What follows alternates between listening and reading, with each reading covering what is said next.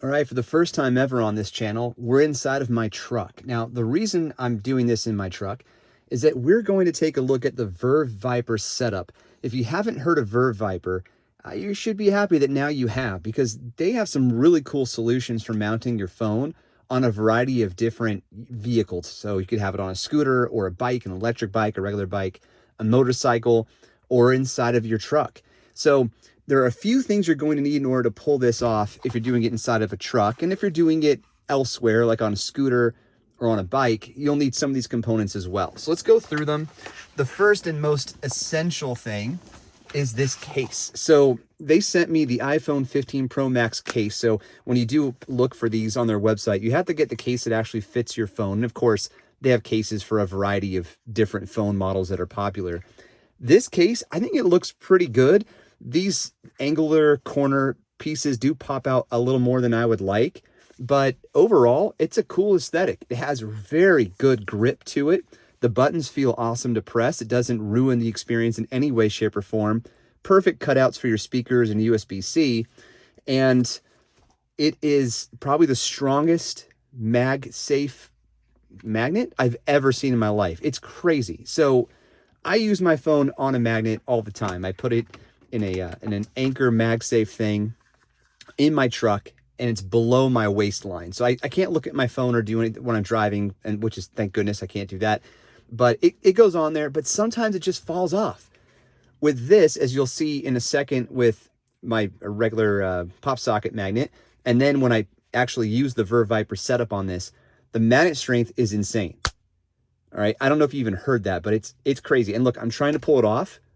I'm like a 200-pound guy, and I exercise, and it requires a lot of force to take this off. So that's important, because you don't want your phone to fall off when you finally get it up, wherever you're trying to put it.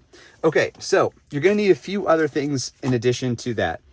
A mag mount. So this is the magnet component that goes where your phone will go. So it's the other end of the MagSafe. This will be on, you need this regardless of what type of equipment you put your Verve Viper setup on.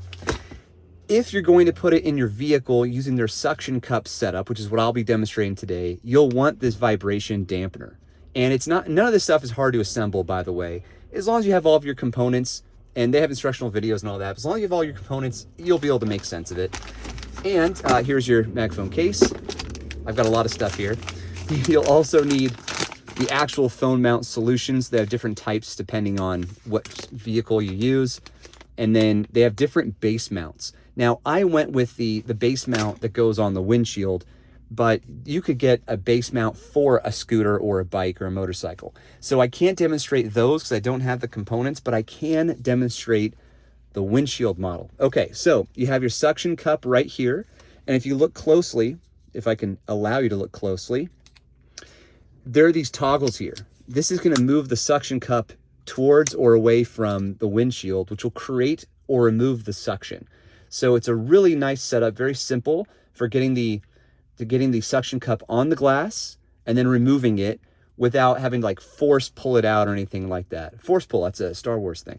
Okay, and then we have that suction cup, and you'll see here that you can lock your phone into place and eject it. So once your phone goes in, these squeeze together, so it's like ultra magnified, and this will release that so you can just easily take your phone off. This is the vibration dampener.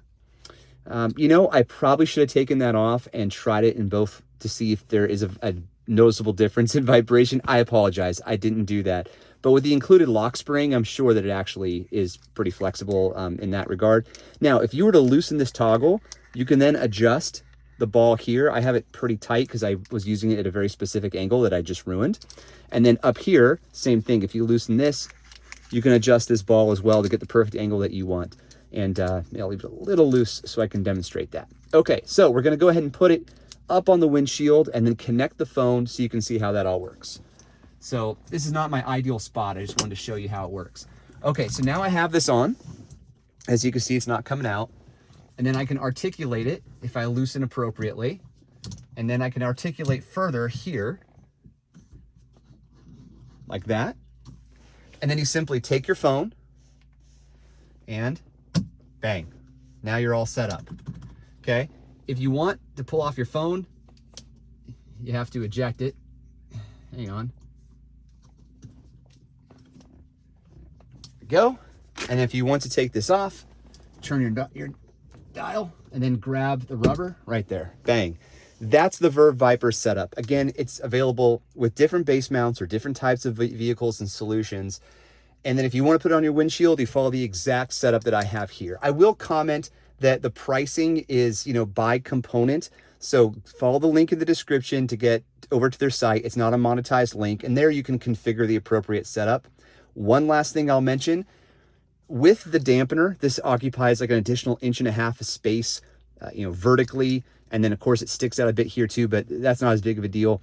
Overall, this solution does occupy a good portion of your windshield. So out of safety, be very careful and thoughtful about where you put the suction cup and then where you put your phone.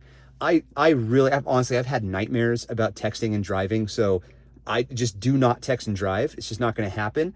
So don't create a temptation there. That's just me trying to make sure you guys are thinking about this. But, if you're in a situation where, like, for example, here's a perfect example. You drop your daughter off at gymnastics and you don't want to sit inside the smelly gym. So you go back to your car and you want to watch a little, YouTube or something. You want to watch some tech adventure on YouTube. Put this up. Doesn't matter. Just put it right in front of your eyes. Put your phone on there, kick back in your seat, and just enjoy some tech adventure on YouTube. Like, there are situations like that where I'm so glad I have this in my armrest. But you might have some other scenarios of your own that, it would make sense. So anyway, just a bit of caution there. So thank you, Verve Viper, for sending this over. We'll catch you on the next one. Cheers.